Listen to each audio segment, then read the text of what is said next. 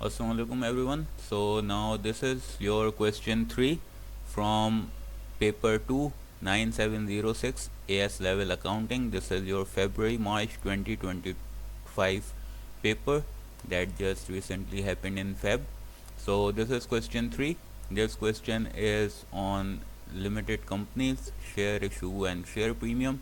So I'll just first read through the question and then discuss all the adjustments that we can do to this.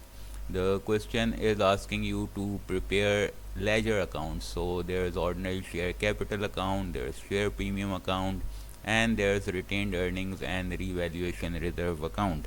Now this is again a rare question that is being asked because Cambridge seldom gives questions for companies with T accounts in them.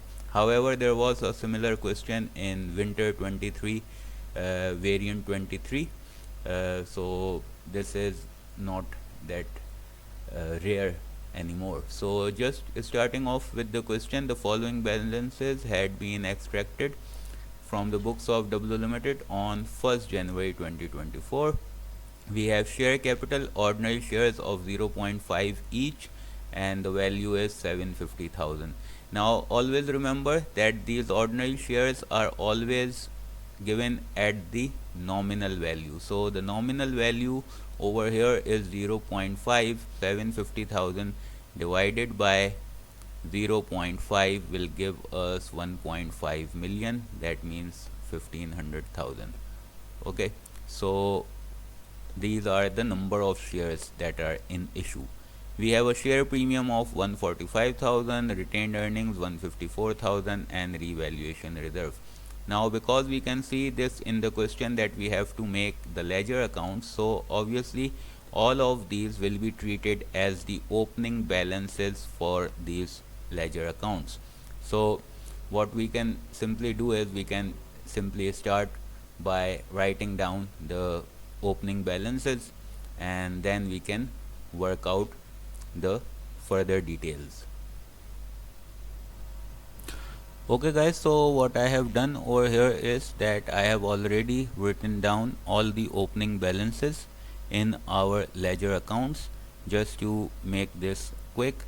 So we have the opening balance of the ordinary share capital account that was given to us as 750,000.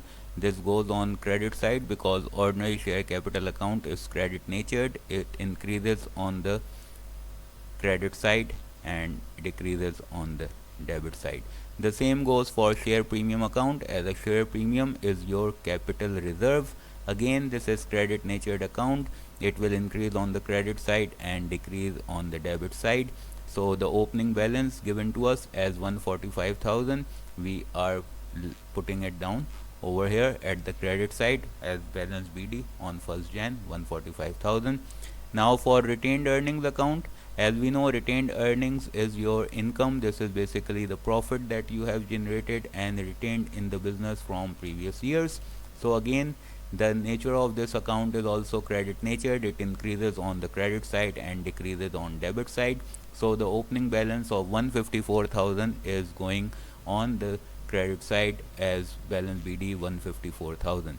And for revaluation reserve, again this is your capital reserve. The nature is again credit nature. It will increase on your credit side and decrease on debit side. The opening balance given to us as 90,000. So once we have put on all these opening balances in our ledger accounts, moving on to the details. So during the year ended 31st December 2024, the following occurred.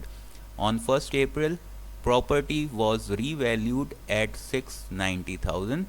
Before this date, property was valued at 800,000. So what do we see over here is that there is a downward revaluation. That means the value of property is going down. So in order to record this downward revaluation, what we are doing is that the value of property was previously recorded as 800,000.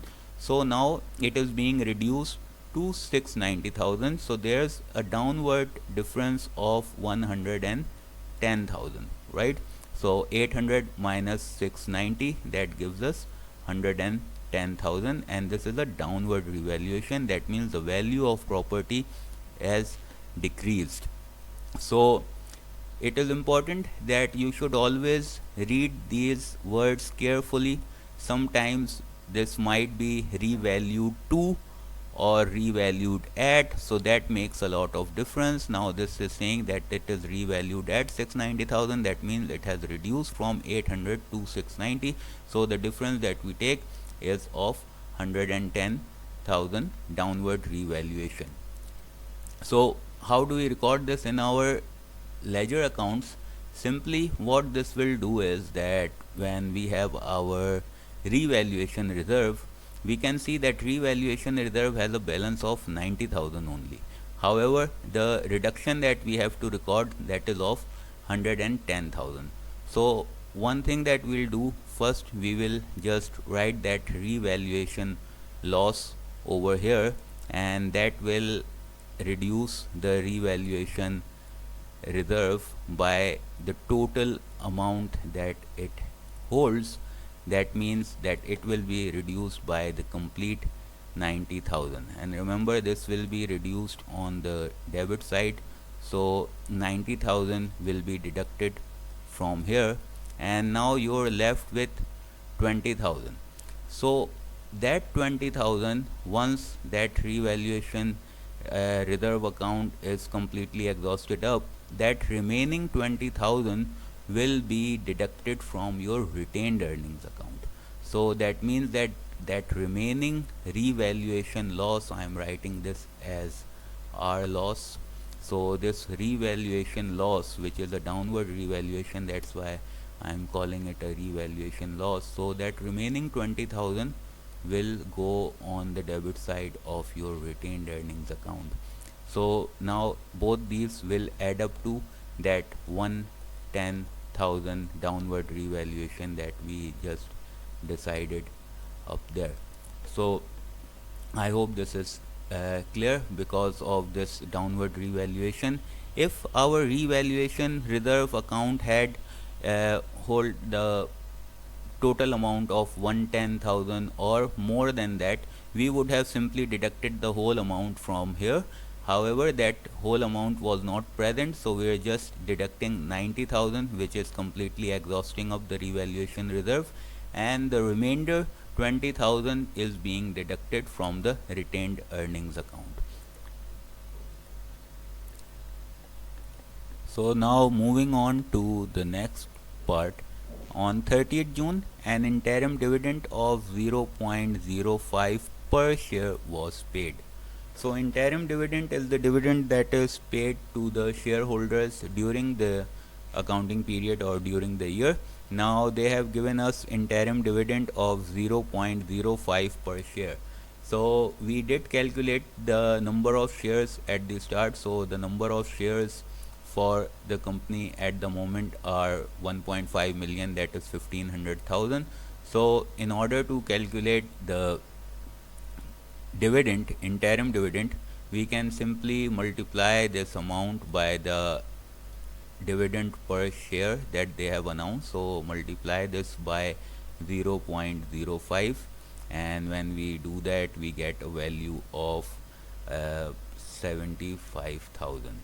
Right, so this 75,000 is the amount of dividend that they are paying during the year, and this 75,000 will be deducted from your retained earnings. So basically you're giving some dividend during the year, and that is amounting to 75,000. So what we can do is that we can directly record this in our retained earnings account. So the interim dividend that has been paid, let's just write this as interim dividend of 75,000. So we calculated this 75,000 by multiplying 1500,000 into 0.05. that was the amount of dividend per share given to us. So this interim dividend will reduce our retained earnings account. Now moving on to the next statement. So on 1st October, a rights issue of 2 ordinary shares for every 3 ordinary shares held at this date was made. The shares were issued at a premium of 0.2 per share. So that means that the new rights issue are being issued at premium, and the premium amount is 0.2, and the rights issue were fully subscribed, meaning that all of these rights issues were taken by the existing shareholders. So the company will be receiving the full amount of cash that is there. So now, in order to calculate the number of shares that have been issued as rights issue, so this is saying 2 ordinary shares for every 3 ordinary shares held. So currently we had 1,500,000 shares. So to calculate this, what we can do is we will simply take this 1,500,000 shares and we can divide this, or we can multiply this by 2 over 3. So multiplying this by 2 over 3, that means divided by 3 and then multiplied by 2, because for every 3 ordinary shares in existence they are issuing 2 extra shares. So that will give us the new value of 1 million shares. So this will be 100,000 shares, right? So now these are the number of shares that will be issued, and if we multiply this by the nominal value, now there will be two values. So you have your ordinary share nominal value, that is of 0.5, and then you have your premium that was of 0.2. So the total value that they will be receiving will be according to 0.7. However, when we are recording it into our ledger accounts, we will add the nominal value in the ordinary share capital account, and we will add the share premium value in 0.2.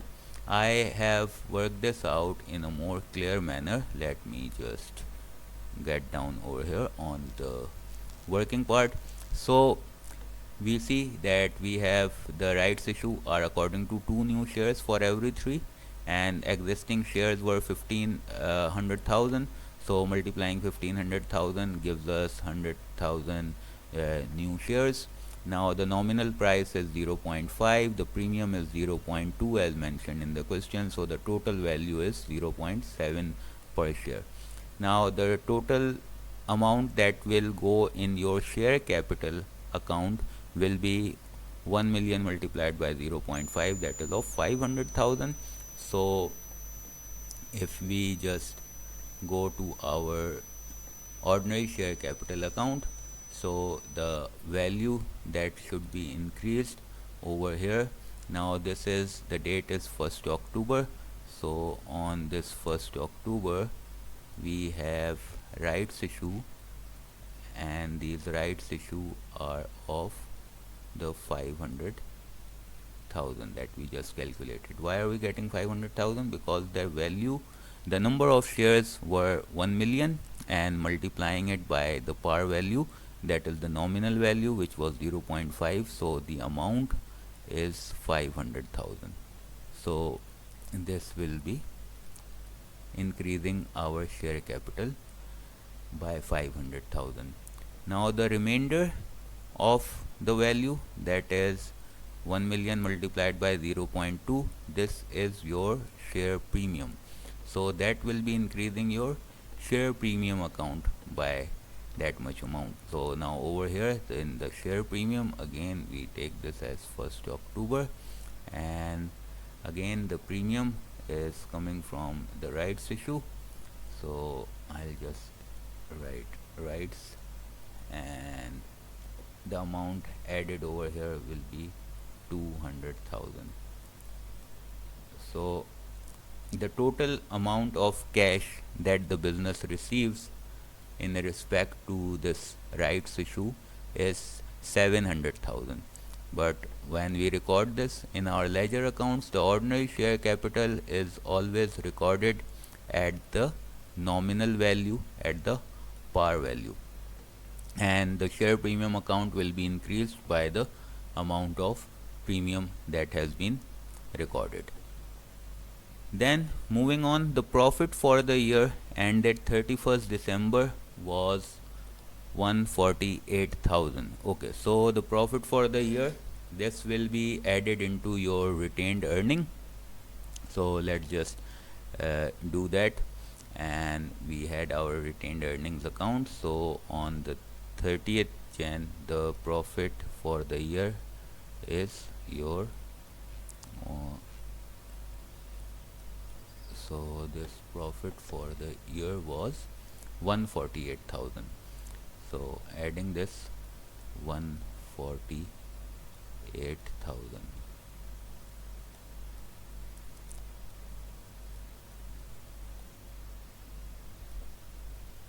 So now we can, as we do not have any more adjustments, we can simply balance these accounts. So when we add 154 plus 148, we get a value of 302,000. So this 302,000 goes on this side, 302, and then we deduct 20,000 and 75,000 from 302 to get a balance CD of, this should be 207, right? So 207,000 will be our balance on retained earnings account. And always remember, we will show this balance CD as balance BD. So the brought down balance is 207,000 for our retained earnings account. Now similarly, we'll close out all the other accounts as well. Now for this revaluation reserve account, as there was no other change to it, this is simply being put down to 0 because all of that was used up. So there is no balance CD or balance BD over here. Coming to your ordinary share capital account, so the 750,000 original balance, additional rights issue of 500,000. So these add up to 500 plus 750, that will be 1250,000.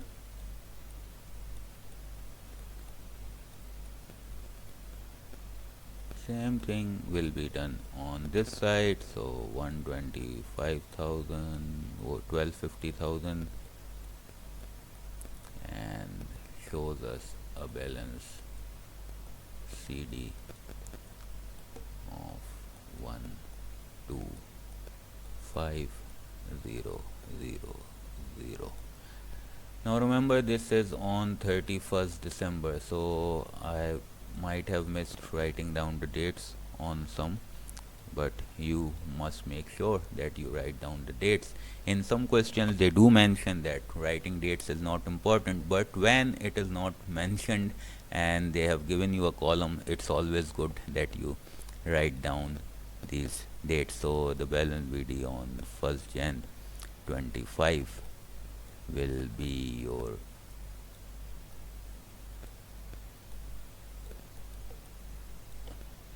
1250, right? Similarly, we will close the share premium account. So 200,000 plus 145,000, that adds up to 345,000, and this 345,000, again this will be 345, and you will have your balance CD of 345,000 shown as a balance BD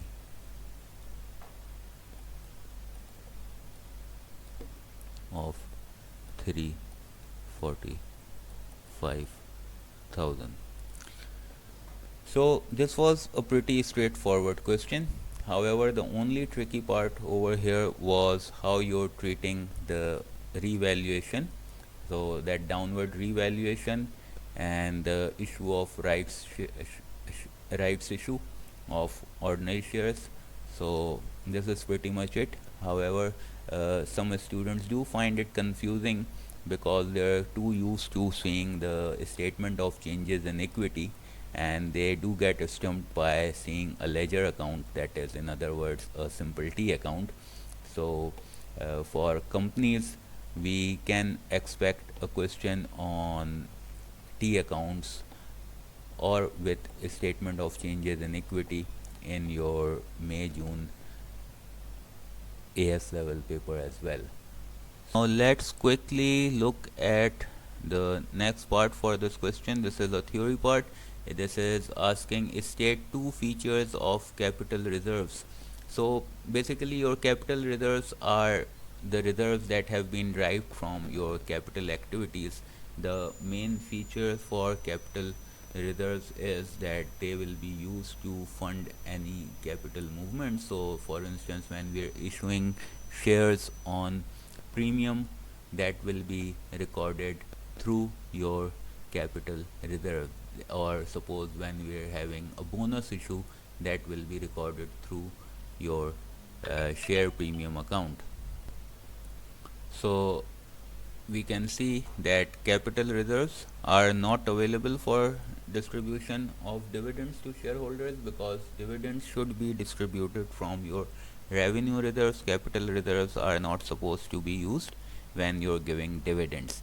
And another, like I just explained, that because these capital reserves have been created because of your capital movement, and that is your non-trading activity, so these can be used to fund your bonus issues. Now further, the question is asking state two differences between a rights issue of share and an issue of debentures. Okay, so debenture is basically a form of loan. So debentures uh, is a loan that you have to return back. On the other hand, when you're doing a rights issue, that is just simply a share issue, and this is a permanent source of finance, and you do not have to return back that money. So uh, these can be the points that you can use. So rights issue gives shareholders additional ownership in the equity that's there. Debenture is just a form of long-term liability, and you also have to pay an interest on those debentures uh, that can add on to the expenses of the business. So rights issue does not require the company to pay any interest. You will just be paying dividend again, and that dividend will be treated as an ordinary dividend, so that will be discretion on the management whether they want to pay it or not. On the other hand, debentures are just like loans, so you have to pay a fixed interest on that. So these can be the points that you can use for this question. Please do mention your comments and ask me any questions or any confusions that you are unclear about. This was a pretty straightforward question. Hopefully you guys understand this nicely.